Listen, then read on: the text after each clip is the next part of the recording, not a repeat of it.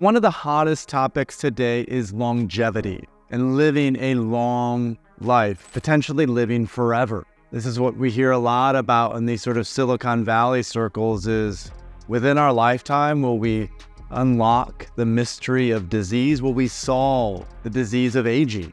Is a big question. I do want to explore the overlap of psychedelics and longevity and how psychedelics can help us to live long and meaningful lives. And we're going to talk about three things in particular. So let's talk about number one, which is neuroplasticity and behavioral change. What we know about these high doses of psychedelics, as well as lower doses of psychedelics, is that they help to facilitate neuroplasticity in the brain. And that matters because so often longevity is hindered by the choices and the decisions that we make on a day-to-day basis, by smoking cigarettes, by eating processed food, by being overly stressed because we're working again and again and again.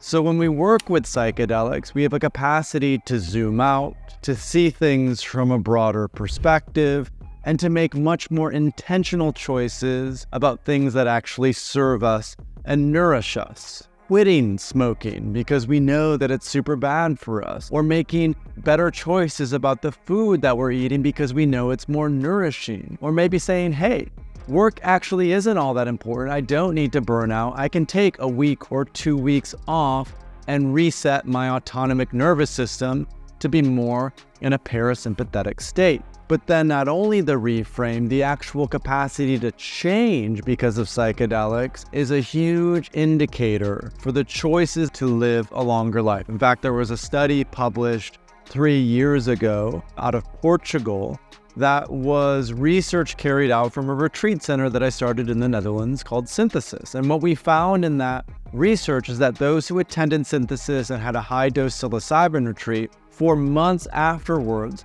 they made better behavioral choices about exercising more, eating healthier food, getting to bed earlier. All of those happen as a result of taking psychedelics. Now, number two is inflammation. So chronic inflammation is one of these things that undergirds all modern disease. So by lowering inflammation, we can actually help to heal a myriad of issues and diseases. When our body is inflamed, it's always fighting itself. It feels overly stressed. Cortisol is really high and increased. And what that means is these lifestyle diseases like dementia and Alzheimer's and even heart issues, all of these can be changed as a result of working with psychedelics because psychedelics themselves are anti-inflammatory tools. There was research carried out by Charles Nichols, who's a faculty at LSU, that showed that psychedelics could act as anti-inflammatory tools because of their interaction with the gut. So as we know, psychedelics are serotonergic agonists, meaning they interact with the serotonin system, and 90% of serotonin receptors are in our gut. And as we know, a healthy gut makes a healthy life. It makes a healthy being. All health actually starts in the gut. So when we're either microdosing consistently or even doing higher doses of psychedelics, immediately we're helping to reduce that chronic inflammation in the body. Think of inflammation as all the yuck. Think of inflammation as sort of all the detritus and trash that's in your house. Now, you don't live in a house where it's dirty everywhere. No, you want to go around and clean things up, make things tidy because it's a nice environment to live in. And psychedelics do that for inflammation in your body. They clean up a lot of that chronic inflammation so that natural healing response can come forward, helping you to be more present, to be more vibrant, and to have more plasticity, which goes back to number one. More plasticity makes behavioral change easier. The third and final reason that psychedelics have an intimate tie to longevity is because of the role of community. So there was research done over the past several years around the blue zone.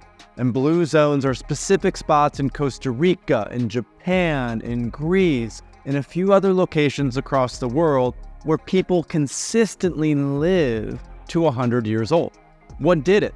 Why were people in these particular places in Okinawa, in the Greek islands, in the Guanacaste region of Costa Rica, why were they living to 100? And what they found as the core reason was community. Those who lived in these blue zones had friends and relationships that they had been around for dozens and dozens and dozens of years. And that those relationships, the fun and the connection and the meaning that came from those relationships gave people a reason to live. It gave people more meaning, a reason to wake up every day and be involved in the local community. And what we know about psychedelics, especially after these high-dose experiences, is that people feel more connected. They feel more connected to their environment, to their family, to their community. They feel more connected to themselves. And so by intentionally working with psychedelics to be more relational, that makes a huge impact and difference on overall longevity, because